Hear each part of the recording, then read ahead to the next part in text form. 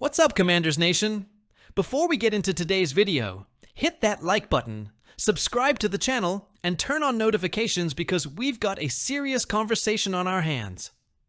While most of the hype around this offseason has been about Jaden Daniels, Deebo Samuel, and the new look offense, there's one gaping hole that still hasn't been addressed. The edge rush. Yup. The Commanders' pass rush is still a major problem. And if Adam Peters doesn't do something about it soon, it could undermine everything Dan Quinn and this coaching staff are trying to build. In today's video, we're breaking down the forgotten edge rushers still available after the draft. Veterans, dark horse rookies, and under-the-radar names who could still save this defense.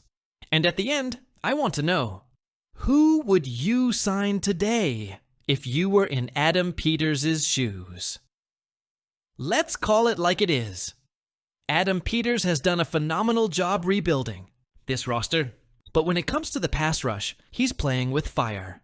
Back in free agency, the Commanders let 2024 sack leader Dante Fowler Jr. walk right back to Dallas without even trying to bring in a true replacement. Okay, maybe they had a plan for the draft, right? Well, the draft came and went, and nothing happened. Not only did the Commanders pass on multiple edge rushers in key rounds, they also let intriguing prospects like Jared Ivey and Ja Joyner walk to other teams as undrafted free agents. Both players had met with Washington during the pre-draft process. But instead of signing with the Commanders, they ended up with the Seahawks and Raiders. It feels like Peters is ignoring the problem, hoping it fixes itself. That's not a strategy. That's a gamble. And right now, it's one that's putting pressure on a defense still searching for an identity. Here's what the Commanders have right now on the edge. Casey Toohill, Andre Jones Jr., James Smith-Williams, and maybe Jacob Martin. Not exactly a group that strikes fear into opposing quarterbacks. Martin has upside, sure, but he hasn't proven he can be a full-time difference maker. The rest of the group, solid rotational guys, but nobody who can go win you a game on anoncy. Third and long, Dan Quinn's entire philosophy is built around generating pressure with his front four. That's how he turned the Cowboys' defense into a terror. That's how he unlocked Micah Parsons. But in DC, that type of presence off the edge is completely missing, and unless Peters acts fast, it's going to stay that way. Let's start with one of the more sentimental options, Preston Smith. Yes, that Preston Smith. He was a second-round pick by Washington back in 2015, flashed early on, and eventually found success with the Green Bay Packers. Over 6 years in Green Bay, Smith racked up 44 sacks and 96 quarterback hits. But in 2024, after a role change and a late-season trade to the Steelers, Smith's production dipped. He finished the year with just 5 sacks. But here's the kicker. That number would have tied him for third on last year's Commanders team. Smith is 32 and clearly on the back end of his career, but in a rotational role. With a familiar city and a coach like Dan Quinn, a reunion might make sense if the price is right. Now, if we're talking about the most proven edge rusher on the market, it's Matthew Judon. No question. He was a monster just 2 years ago in New England. In 2022, he posted 15.5 sacks and 28 quarterback hits, basically wrecking games by himself. Then in 2023, disaster struck. A torn biceps ended his season early, and just like that, his time with the Patriots was over. He got traded to the Falcons, but never really found his groove in Atlanta. Still, he managed 5.5 sacks in 2024, despite being out of sync with the team. So, here's the question. Is Judon done? Or was that just a blip due to injury and unfamiliarity? If he's even 75% of what he was in 2022, he'd instantly become Washington's best edge rusher. No doubt. Let's shift gears to a guy who somehow went undrafted and remains unsigned. Kaimon Rucker. This is a head-scratcher. In 2023, Rucker dominated for North Carolina. 61 tackles, 15 tackles for loss, and 8.5 sacks. He was in and out of the lineup last year with injuries, but still managed 6 sacks in just 8 games. Rucker isn't the biggest guy. He's a little short for a traditional edge, not quite quick enough for linebacker, but he plays with incredible burst, power, and attitude. He's got a legit first step, knows how to finish, and has always been praised for his leadership and work ethic. You're telling me a defense like Washington's, desperate for third down pressure, wouldn't benefit from a guy like Rucker? He's a high-floor, low-risk signing who could earn reps quickly. Another under-the-radar name is Steve Linton, a total wild card. He spent time at Syracuse, Texas Tech, and Baylor. Over 6 seasons, he never put up big numbers. Never more than 4 sacks in a year. That's a red flag. But the tape tells a different story.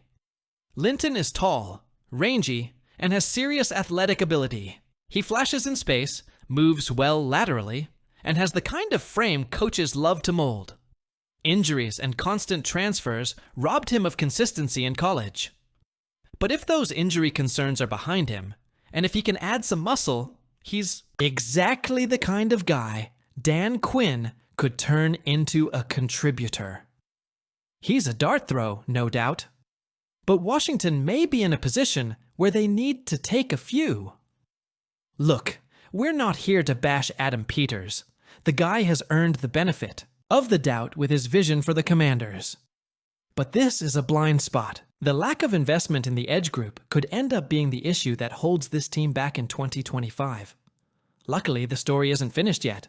Whether it's bringing back Preston Smith, rolling the dice on Judon, or scooping up a guy like Rucker or Linton for development, there are still cards on the table. Peters needs to play one of them. When the Commanders inked Jonathan Jones to a 1-year deal, it felt like a savvy veteran pickup. Here's a guy with elite speed, slot versatility, and championship pedigree. 2 Super Bowl rings, a respected voice in the locker room, and the kind of short-term deal Adam Peters has been stacking to stabilize the culture. Washington even reportedly considered trading for Jones before last year's deadline. That's how high the interest was. At that point, cornerback was still a major question mark. Kendall Fuller was gone. Emmanuel Forbes was inconsistent. And Mike Senristil had just been added as a nickel specialist. Jones felt like a plug-and-play solution, someone who could start outside or inside depending on the matchup. But then came the bombshell. Just when you thought the corner room was set. Boom. Adam Peters pulled off one of the biggest surprise trades of the offseason, landing Marshawn Lattimore from the Saints, a former All-Pro, a lockdown corner, and still just 29 years old. That alone could have bumped Jones down the depth chart. But the real shakeup happened during the draft. Specifically, in round 2, at pick number 61, with several positions of need still on the board, Peters ignored the mock drafts and snatched up Trey Amos, the physical boundary corner out of Ole Miss according. To sources inside the building, the Commanders even considered Amos at pick 29. That's how high they were on him. Getting him in the second round was seen as a steal, and just like that, the plan changed. If you're not familiar with Trey Amos, here's what you need to know. He's big, strong, physical at the line of scrimmage, and built like a modern NFL. Press corner. At Ole Miss, he played with confidence and aggression, traits Dan Quinn loves in his DBs.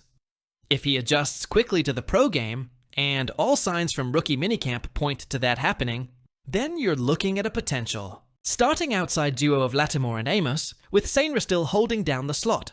So where does that leave Jonathan Jones? Well, he becomes a swing man, a nickel reserve, a matchup-specific option, and likely the number 4 cornerback on the depth chart. Let's be clear, that's not a bad thing. Yes, it's a blow to his expected role. But for a 32-year-old corner, with nearly a decade of NFL wear and tear, a reduced snap count could be a blessing in disguise. This is a guy who played over 700 snaps in each of the last 5 seasons. That mileage adds up.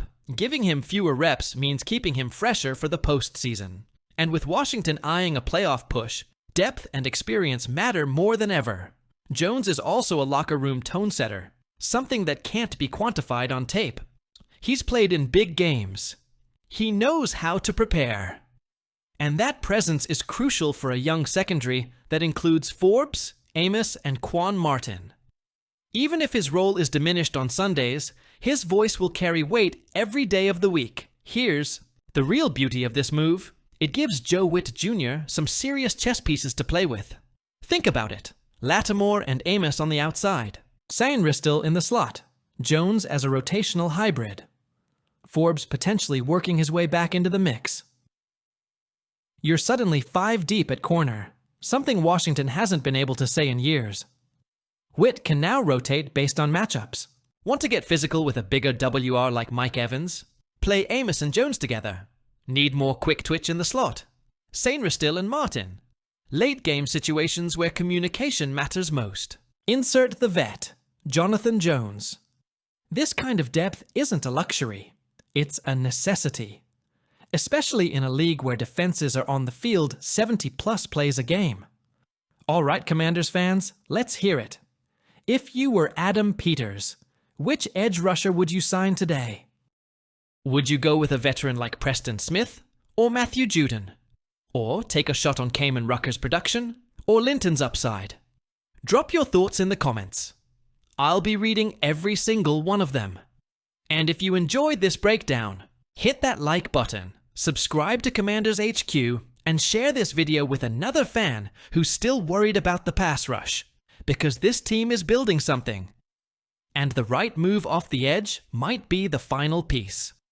We'll see you in the next video, Commanders Nation. Let's get that quarterback.